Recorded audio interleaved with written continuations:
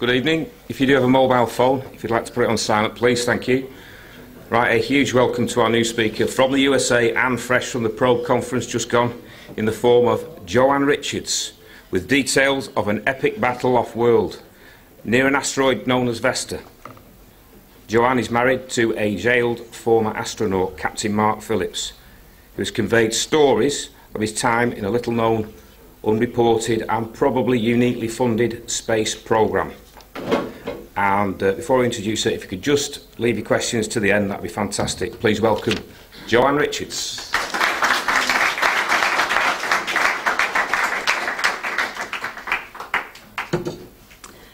Hello, and thank you for having me. I see a few familiar faces out there, which is great. But I think several of you don't have a clue who I am, so I'm just going to give you a brief introduction. Again, my name is Joanne Richards. I have a nonprofit called Earth Defense Headquarters. I'm from Northern California. I live just north of San Francisco. And let's see, I'm a bookkeeper by day and night. And my husband is actually Mark Richards, not Mark Phillips. And it's all right. His official rank is Navy captain, and he wasn't an astronaut, he was a military space pilot. So he and his father grew up, both of them doing high-level military intelligence. They were both involved with military stuff from the time they were young. Both of Mark's grandfathers were involved with different projects with Nikola Tesla. And Mark's dad was allowed to spend summers with really great scientists, and he actually tested some of Tesla's experiments for him. And what do I else want to say? His dad was in the Air Force. Right after the Air Force, he started doing top secret military intelligence, went all over the world. Wherever he was stationed, it was because there was UFO activity going on. And Mark grew up an Air Force brat, basically, and they were stationed in the United States in several bases, and in England for a while, a couple of years in the early 60s, then in France, then Michigan, back to Marin County where the family home is. Oh, good, there we go. All right, so I think that gives you, and the other thing is, yes, he is in prison. He's been in prison for over 30 years for something he didn't do, and it's basically, he was charged with masterminding a murder in 1982, and which he had nothing to do with, because I know he was off on some mission. But we know now that the New World Order has him right where they want him, and he's out of their hair, and they're pleased as punch with that. So I shall begin. Okay. I believe that many Cold War heroes who have served their countries and humanity, and they can't talk about it. My father-in-law, Ellis Lloyd Richards, and my husband, Captain Mark Richards, are two such heroes. Mark is highly educated. He's a published writer. He's an accomplished filmmaker. And he has numerous degrees in history, political science, quantum physics. He's working on he has a PhD in political science, and he's now working on an extra master's in astrophysics. Like I said, he's been around the military for his whole life, and he's been around alien and human interactions since he was a baby. He's been incarcerated for 33 years for a crime he did not commit, just to keep him quiet. They've ruined his reputation, but he is still an honorable Navy officer, and he does not break his U.S. secrecy oaths. Mark and I have been together for 18 years. We met in 1997, courted for 5 years, got married in prison, and we have this fantastic relationship. Now, what can I say? Okay, this is the asteroid Vesta. It is between Mars and Jupiter. Vesta has always stood out from the crowd. First of all, it was particularly bright. No other asteroid was visible to the unaided eye, not even Ceres, which is nearly twice as large. Composition made a difference. Most asteroids were dark gray, but Vesta is white as chalk. Once astronomers learned to recognize the milky coloration, they started finding bits of Vesta in surprising places. The mile-wide asteroid Braille, visited by Deep Space One spacecraft in 1999, appears to be a big chip that broke off of Vesta, and smaller pieces of Vesta have even made visits to Earth, and witnesses have watched it happen. So in August or September of 1979, there was an alien conference that was supposed to take place out at the Asteroid Vesta. And the secret space program and our deep space fleet was sent there because there were problems that were presenting themselves. This is my husband's family. And when he was on his honeymoon in August of 1979 with his first wife, he bolted awake from a nightmare.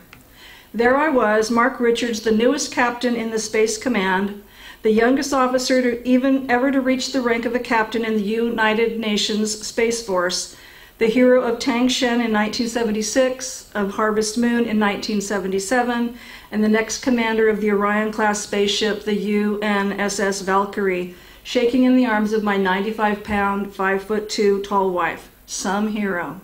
And then the phone rang. Hello? It was the only word I could moan out. Son, my father's deep voice pulled me fully awake with its smooth tone and unquestionable command. I'm sorry, but it's happening. My heart sank. Get to Vandenberg as soon as you can, his voice was resigned to our situation. Nothing else could be said. We both knew our duty. It was in the blood. His wife was already crying, and he didn't feel much like a hero. And this is an adult raptor, and if you've never heard me talk about raptors before, I will give you a brief description. They evolved from dinosaurs. Their homeworld, their mother world is planet Earth. They lived here millions of years ago. Many of them left the planet to colonize space. Earth was hit by an asteroid 65 million years ago. The survivors of their race, there were some survivors, they were on bases on the moon and Mars, and they had gone underground. But what's unique about them is they still look just like this. They love the fact that they're dinosaurs. They are 7 to 9 feet tall if they're standing up straight. They have a long, powerful tail, so they are usually in a running position. If you've ever seen any of the Jurassic World, Jurassic Park movies, these are those guys.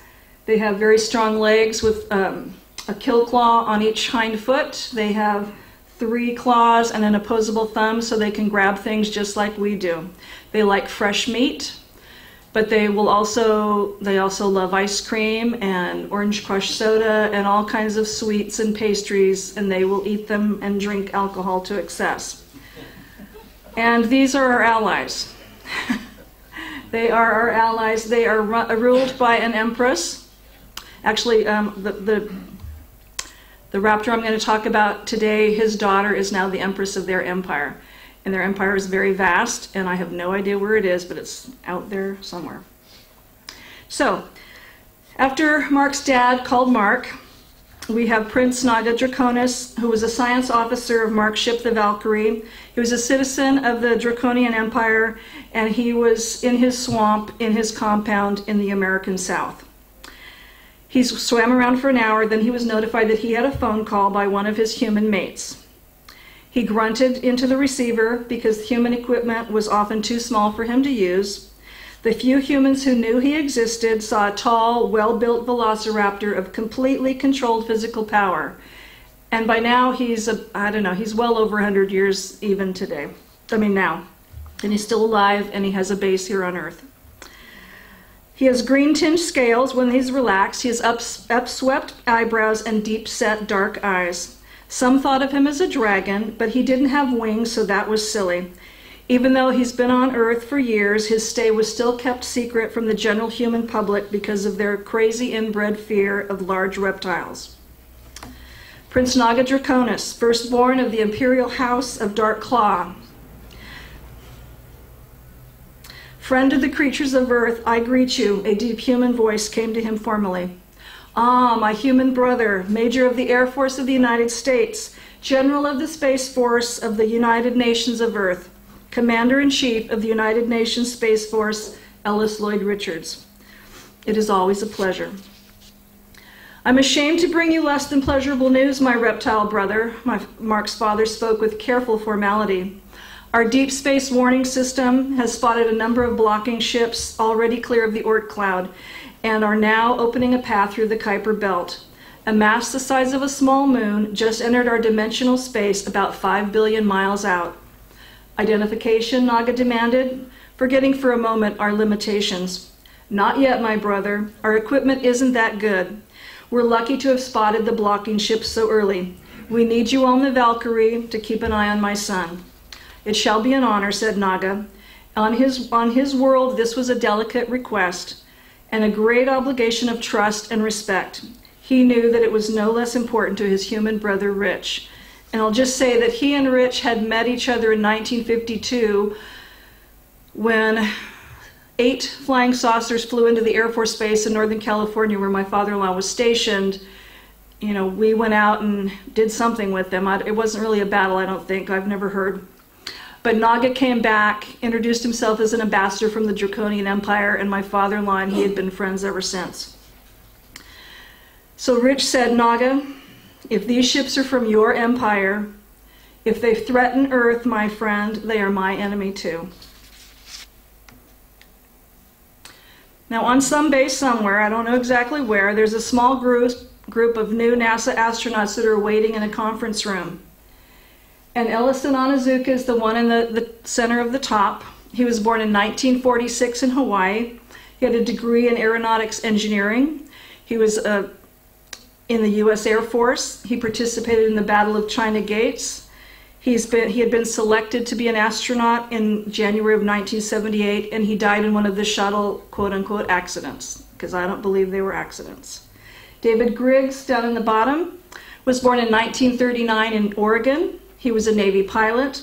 He resigned his commission in the Navy in 1970 to become a Rear Admiral in the Navy Reserve as a cover for his International Security Space Command position. He was a research pilot at Lyndon B. Johnson Space Center and an astronaut candidate in 1978, and he died in a car accident. Ron McNair, the one in the middle, was born in 1950 in South Carolina. He has degrees in physics, laws, and philosophy. He was a staff physicist at Hughes Research Laboratories in Malibu, California, and he also died in a shuttle accident. The orbital flight manager was Deke Slayton, and he told the astronauts, "Congratulations on becoming astronauts. We've never needed you more than at this moment. I'm about to offer you to be part of a mission so important that you may save mankind. So dangerous you probably won't survive it, and so secret you'll never be able to talk about it." And they were about to become crew members of the Deep Space Fleet that nobody knew we had.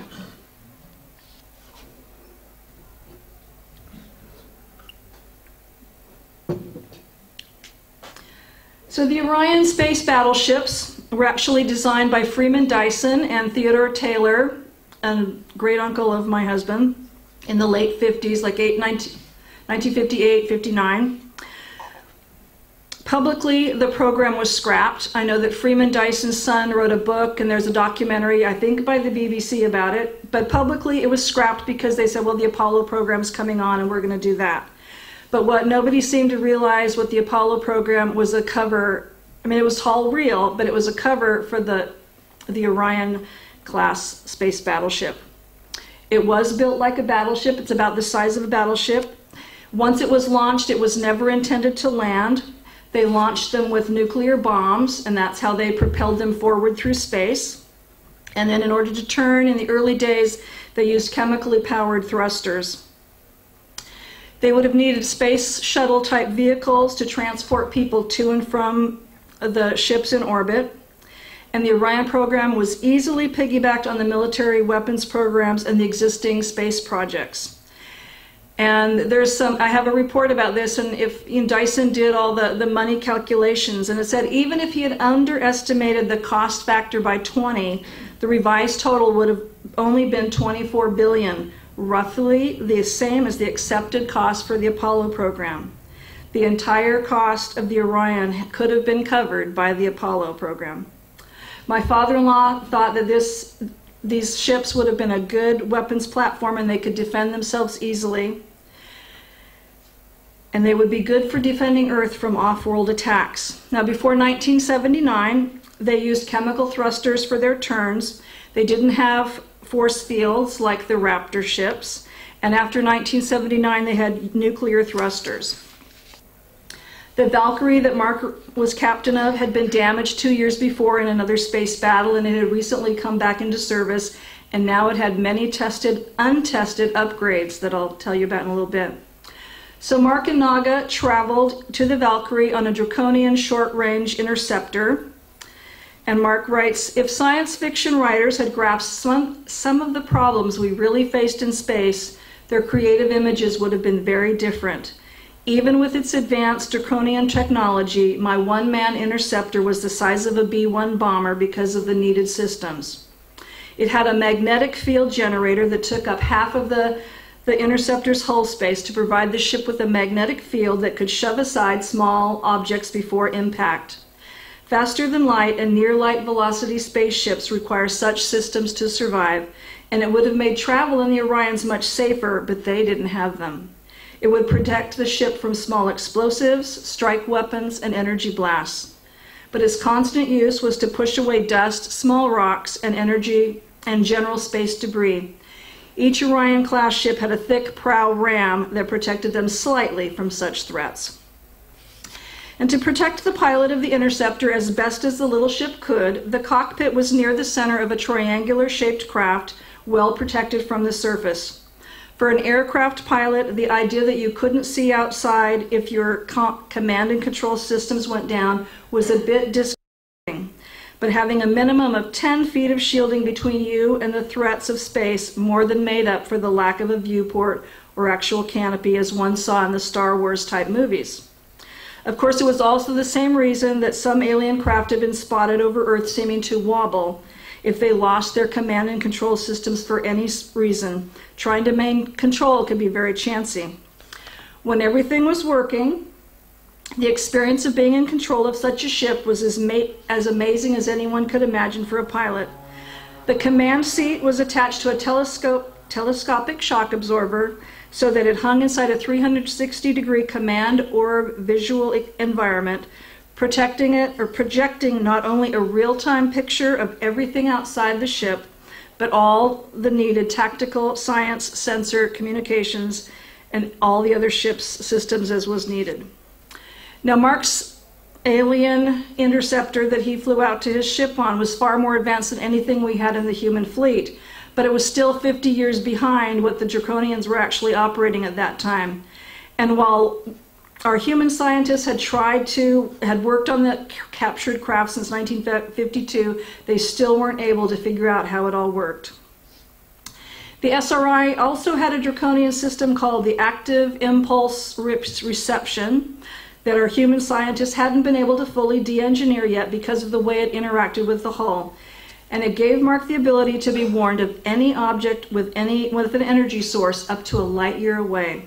And at that moment, the AIR system was showing dozens of high-power blocking ships dashing towards the Kuiper Belt after smashing through the Oort cloud for the mothership behind them.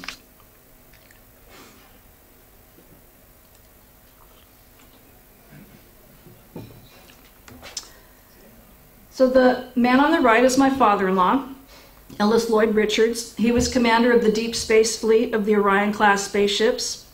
His family had actually been involved with the Orion-class ships for many years, since the early days when it was being developed. In 1946, he had worked with the RAND Corporation think tank to design the first manned military rocket, and he was part of an elite Air Force wing that fought enemy UFOs in the early 50s, and it was only natural for him to be commander of the Deep Space Fleet. And if there's any doubt, we were actually going into space and going to the moon well before the first public Apollo mission. His flagship was called the California, and it was like a World War II battleship, only without gravity. It was upgraded with atomic rockets and added weapon systems. The crew had to wear magnetic boots to hold them to the floor. The largest crew area in the forward module was only the size of a 1960s submarine. The bridge was much like the bridge in Star Trek, but with more safety padding and handrails. And there were 9 ships, main ships in the fleet, and several smaller ships as support ships. The California, the Lenin, and Dreadnought resembled giant erector sets gone mad, was an 800-foot-long plumber's nightmare of pipes, tanks, work areas, weapons, and antennas. And I will say these were not all built by the United States. I think the United States built 2 of them, and other countries, probably like this country, and France, and Germany, and China, and Russia, I think Japan, and then a couple of really big corporations funded the building of these 9 ships and then maintained their supplying them throughout the years.